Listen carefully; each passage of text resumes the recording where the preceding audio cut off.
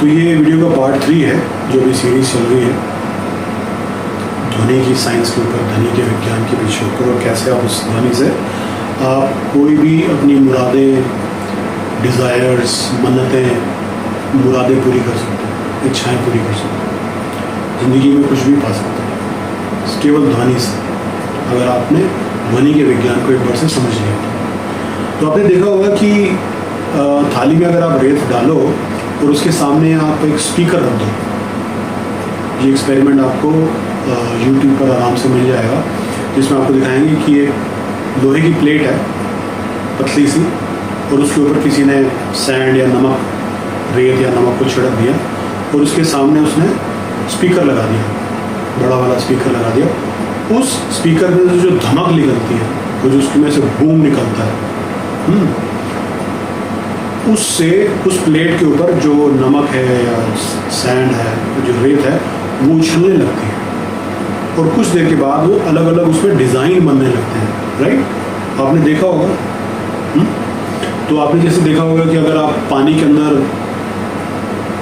पत्थर मारो तो उसमें गोल गोल से सर्कल बन जाते हैं, या पानी के ऊपर भी किसी ग्लास में आपने पानी रखा है और उसके सामने आपने स्पीकर रख दिया, स्पीकर के सामने बड़े बड़े जो स्पीकर होते हैं ब्याह शादियों में, पानी का ग्लास रखा तो वो पानी उछलने लगता है ऊपर, है ना।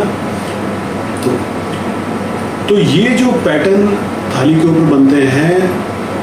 अगर आपने मान लीजिए श्री राम बोला, सिया राम बोला, राधे राधे बोला, आपने ओम का उच्चारण किया, या अगर आपको ऋग्वेद में से पूरे मंत्र आते हैं उनका उच्चारण किया, तो एक खास प्रकार की वेव्स पैदा करते हैं। आजकल हमारे पास ऐसे यंत्र हैं जिससे उन यंत्रों से इसके वेव के पैटर्न को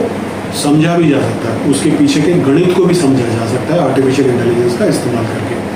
क्या मैं डिटेल में नहीं जाऊँगा, फिर आपको बातें समझ में नहीं आएगी।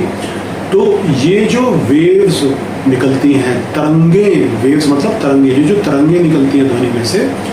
उसके अकॉर्डिंग अलग अलग प्रकार के डिज़ाइन उस मेटल की, लोहे की प्लेट के ऊपर, लोहे की चादर के ऊपर सैंड बनाना शुरू कर देती है। आपने देखा होगा कि मंदिरों में हमारे पिलर्स, जो पुराने जो मंदिर हैं हमारे,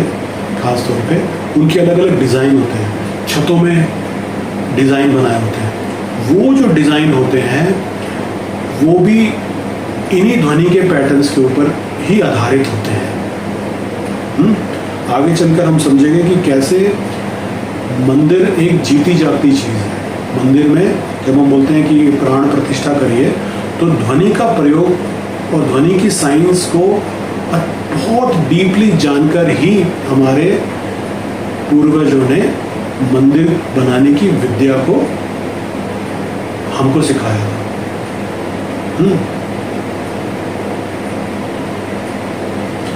तो आप अगर सोच रहे हो कि मंदिर बस यूं ही किसी कमरे में बना दिया जाता है, या बाकी मजहब और रिलीजन वाले जो अपने स्थान बनाते हैं, वो हमारा मंदिरों से बिल्कुल अलग होता है। हमारे मंदिर में प्राण है उसमें, क्योंकि उस साइंस को हमने बहुत डीपली समझकर अपने मंदिरों को हमने जागृत कर लिया है।